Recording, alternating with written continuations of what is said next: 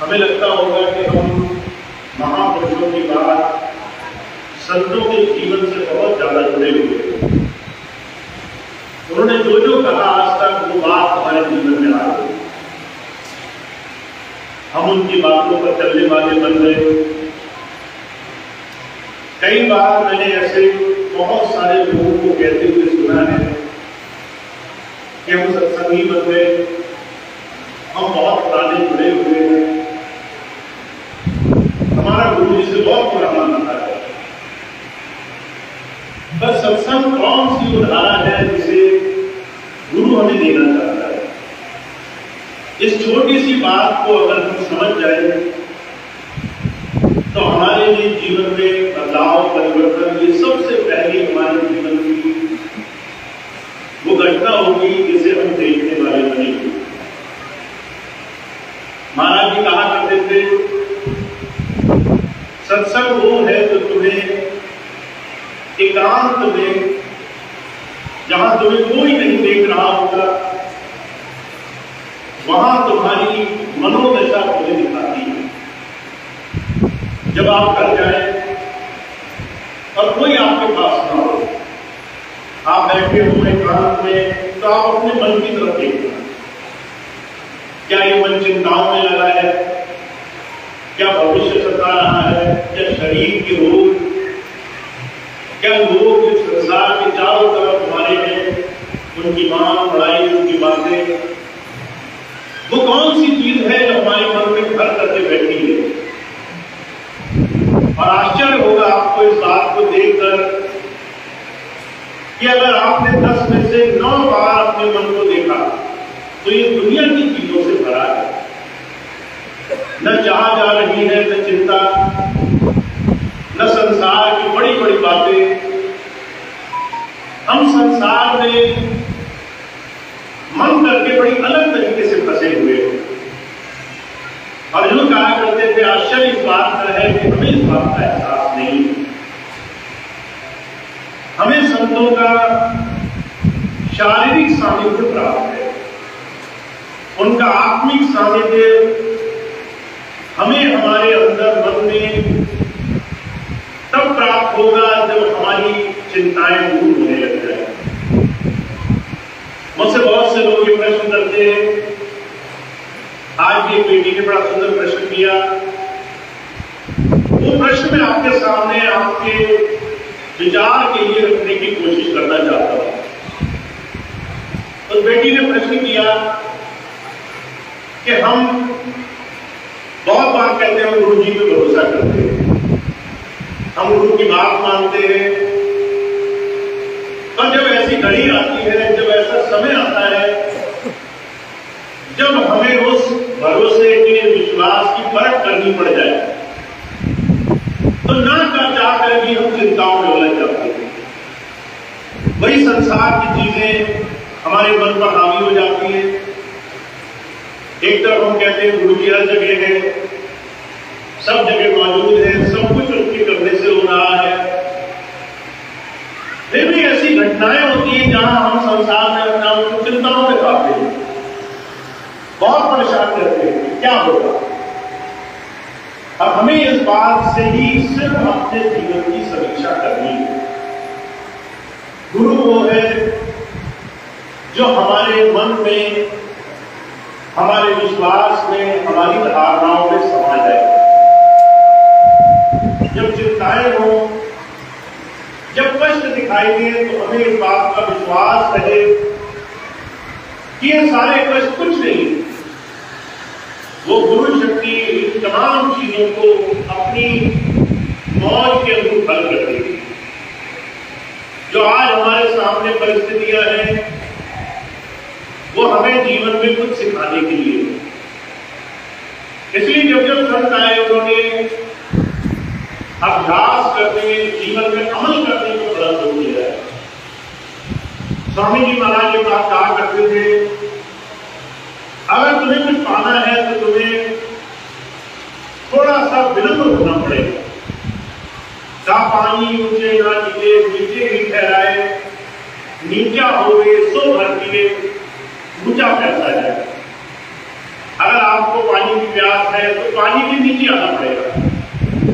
अगर आप कोशिश करें कि पानी के ऊपर रहे तो आपकी प्यास नहीं बुझेगी।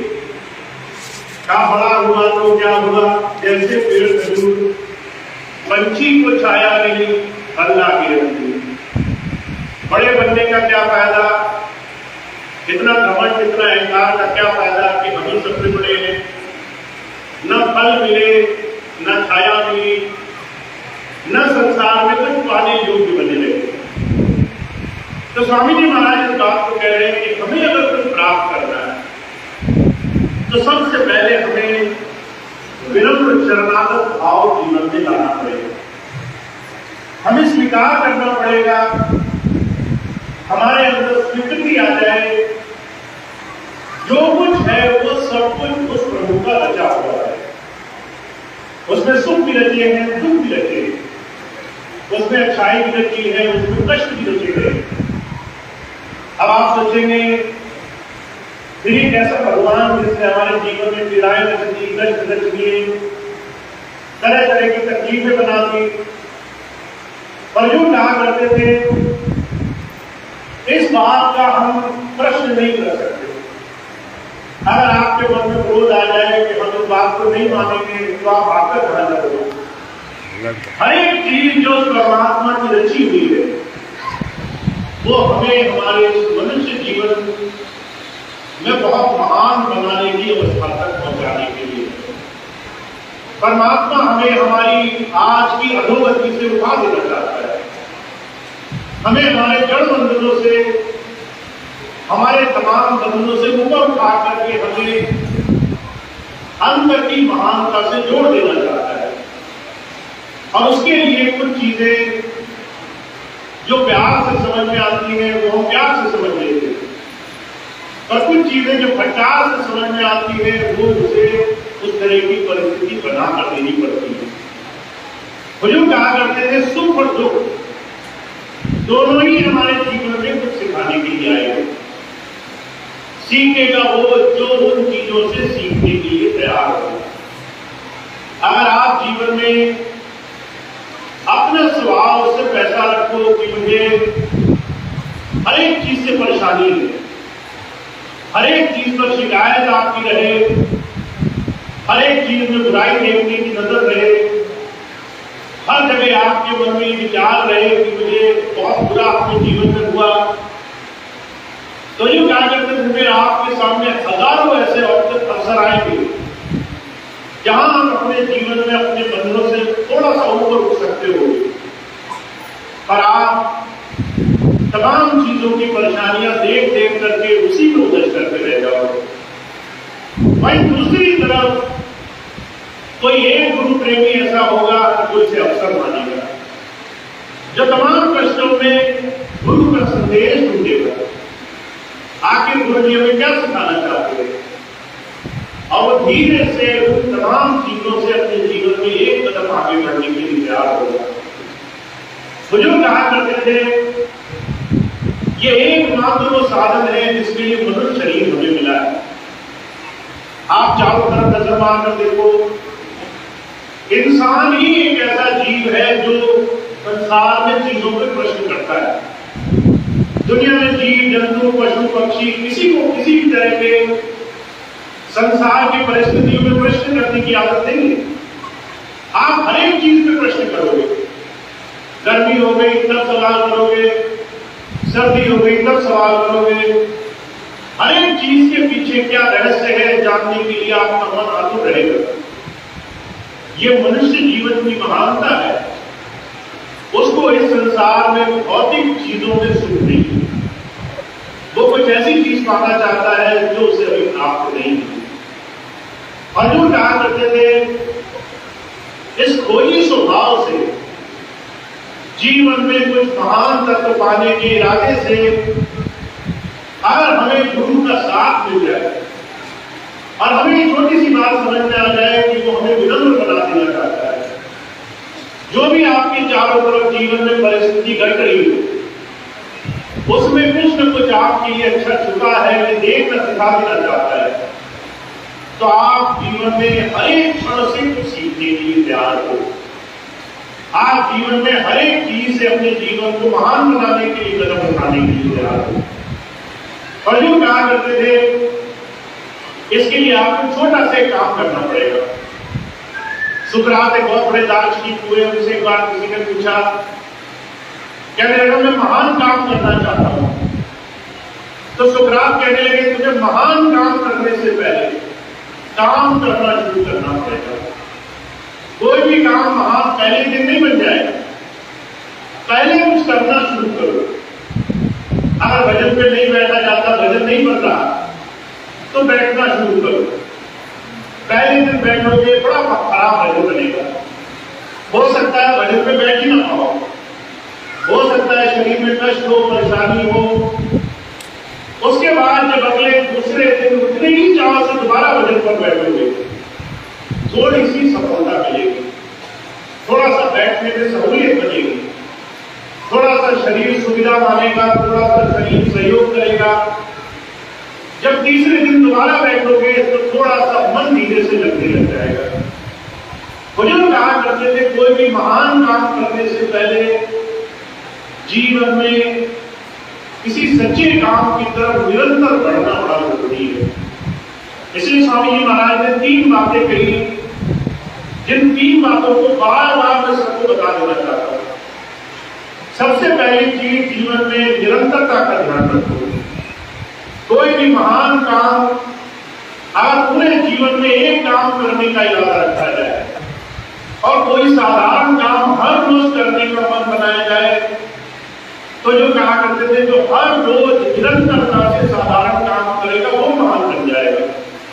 और जो सारा जीवन एक महान काम के लिए रुका रहेगा, उसके जीवन में काम करने के अवसर से नहीं मिलेगा। बहुत से लोग ऐसे हैं जो बिल्कुल सही मौके की तलाश में बैठे हुए हैं कि हमें जीवन में वो एक अच्छा अवसर मिले जब हम ये काम करें। पर संतों का रास्ता कुछ और है। वो कहते हैं जो इंतजार में है वो सारा जीवन इंतजार करेगा, और जो हर रोज अभ्यास में है उसका जीवन बहुत जल्दी सफल हो जाएगा। तो हमारे जीवन में निरंतरता का नियम होना चाहिए। हम जो भी करें अपने जीवन में निरंतरता से हर रोज करते हुए, चाहे उसको सफलता मिले या ना मिले, हमारे जीवन में वो काम हर रोज होना चाहिए। तो अगर आपने मन में रखा है कि मैं अपने जीवन में कुछ अच्छा काम करूंगा, तो आप अपने जीवन में उसको निरंतर करो। अगर आप कहो कि मैं रोज भजन में बैठूंगा बिना उम्मीद, बिना किसी बड़ी एक्सपेक्टेशन, बिना किसी उम्मीद के मेरा काम सिर्फ भजन में बैठना है, तो आपके निरंतर प्रभाव से वो चीज धीरे धीरे अच्छी होने लग जाएगी। अगर आपने संकल्प लिया कि मैं अपने बाहरी व्यवहारिक शारीरिक रूप में कोई एक काम अच्छा करूंगा, तो जो कहा करते थे, आप उन 1000 लोगों से ज्यादा महारत हासिल कर लोगे जो सारा साल कहते रहेंगे किसी महान काम करने की चाह में, पर कभी एक छोटा सा काम नहीं करेंगे। निरंतरता का नियम बड़ा जरूरी है। आपके जीवन में हर रोज अपने आप को जीवन में ध्यान की तरफ, आगे ले जाने की तरफ काम करना चाहिए। तो जो कहा करते थे, सुकरात से जब एक बार पूछा गया तो सुकरात कहने लगे, हर एक इंसान को 2 तरह के जीवन मिलते हैं संसार में। दुख की बात यह है, बहुत से लोग पहले ही जीवन में अपना जीवन अंत करके चले जाते हैं। दूसरे जीवन तक तो कोई पहुंचता ही नहीं। जब किसी ने पूछा दूसरे जीवन में पहुंचना क्या है, तो सुकरात कहने लगे, ये भूल जाना कि तुम्हारे करने से तुम्हारे परिणाम जुड़े हुए हैं। तुम सिर्फ कर सकते हो, परिणाम तुम्हारे करने से जुड़े हुए नहीं। तुम्हें अगर कर्ता भाव छोड़कर समर्पण आ जाए तो तुम्हारे जीवन में काम जल्दी बनेगी। तो स्वामी जी का दूसरा नियम है कि निरंतरता के साथ समर्पण रखना। समर्पण तुम्हारा ऐसा होना चाहिए कि तुम्हारे जीवन में सफलता, परिणाम, तुम्हारे लक्ष्य तुम्हारे काम से जुड़े हुए न हो। तुमने आज मेहनत करी, फल मिला नहीं मिला, उससे तुम्हारी चिंताएं न जुड़ी। तुमने आज तुम पढ़ाई करी, फेल हुए, पास हुए, उससे हुजूर कहा करते थे, भगवान श्री कृष्ण ने गीता में बड़े साफ लफ्जों में लिखा है, हर एक वो इंसान जो अपने जीवन में सिर्फ परिणाम की लालसा मान करके कर्म कर रहा है, वो कभी भी कर्म से आगे नहीं बढ़ पाएगा। कर्म से आगे दो और कर्म की श्रेणियां हैं। एक कर्म वो है जिसमें आप अपने जीवन में कर्ता भाव छोड़ करके कर्म करते हो, और दूसरा वो है जिसमें परिणाम छोड़ करके कर्म करते हो। आज अगर आप किसी इंसान को देखें, अगर उसको कह दिया जाए कि तुम्हें ये काम करने से कोई फायदा नहीं होगा, तो वो आदमी आम ही नहीं करे, चाहे कितने ही अच्छा काम क्यों ना हो। हमसे कह दिया जाए भजन करो, भजन करने से तुम्हारा भजन नहीं बनेगा, तो हम फौरन अगले दिन भजन करना बंद कर देंगे। हम कहेंगे बनेगा नहीं, तो भजन करने से क्या फायदा। हमसे कोई कह दे कि तुम्हें तुम्हारे जीवन में परिणाम नहीं मिलेंगे, तो हम कर्म करना छोड़ देंगे। हुजूर कहा करते थे, यहाँ पर तुम्हारे अभ्यास की परीक्षा होगी, तुम कितना परिणाम को छोड़कर कितना समर्पण भाव से सही काम को बिना परिणाम की जांच कर सकते हो। तो आप हर रोज जो काम अच्छा जीवन में संकल्प ले बैठे, उसको बिना उम्मीद के, बिना एक्सपेक्टेशन के करें। अगर आपको पता है काम अच्छा है, तो वो अपने आप उस प्रभु की दया से फलीभूत होगा। उतना ज्यादा ही उसके लिए आपके जीवन में आपको विलास हासिल होगा। तीसरी चीज स्वामी जी ने क्या की, शुद्धता करनी है। आपके जीवन में आपकी सफलता आपके खुद के अपने जीवन के सुधार पर निर्भर करती है।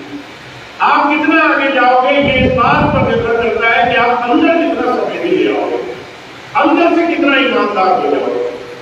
अगर आपको ये लग रहा है कि बाहर के काम पहले बने, उसके बाद मेरे अंदर सुधार आएगा, तो ये बिल्कुल गलत सोच है। पहले अपने अंदर, अपने जीवन में धीरे धीरे अपनी खामियों को दूर कर लेना है। अगर आपको लगता है कि मेरा वजन नहीं बढ़ रहा, तो जो कहा करते थे उसके हमेशा दो उत्तर होंगे। एक सांसारिक उत्तर कि मेरे शरीर में कष्ट है, एक आपका आत्मिक उत्तर कि मेरे मन में सिमरन का प्रभाव अभी अच्छा नहीं हुआ, मेरे अंदर सुधार अभी पूरा नहीं हुआ, मेरा मन अभी पूरी तरह ध्यान में नहीं लग रहा, सिमरन की तरफ नहीं जा रहा। हुजूर कहा करते थे, जितने लोग बाहर की तरफ रहते हैं वो हमेशा दूसरों को दोष देते हैं, जितने लोग अपने अंदर अपने सुधार की तरफ हो जाते हैं उनका काम जल्दी बन जाता है। तो हमेशा तीन चीजें जिन्हें संतों महापुरुषों ने अभ्यास से जोड़ा है, शुद्धता से, निरंतरता से और समर्पण से। अगर हमने अपने जीवन में अपने आप को गुरु के साथ जोड़ना है, तो हमें हमेशा अंदर से उसके साथ जुड़ने के लिए पहल करनी पड़ेगी। तो आज जब हमारे यहाँ सत्संग में बैठे हैं, जब बहुत सारे लोग गुरु धारा से कुछ प्राप्त करना चाहते हैं, मैं हमेशा आपको एक ही चीज की तरफ प्रेरित करने की कोशिश कर रहा हूं। आपके अंदर आपका गुरु से जुड़ाव सबसे पहले होना शुरू होना चाहिए। अंदर से आप उनसे जुड़ने के लिए कदम उठाना शुरू करो। उसके लिए जो भी करना पड़े वो अपने जीवन में जरूर करो, और हर रोज को अपने जीवन का मापदंड मानकर करो। आज ही मैंने ये काम करना है, कल पर नहीं डालना।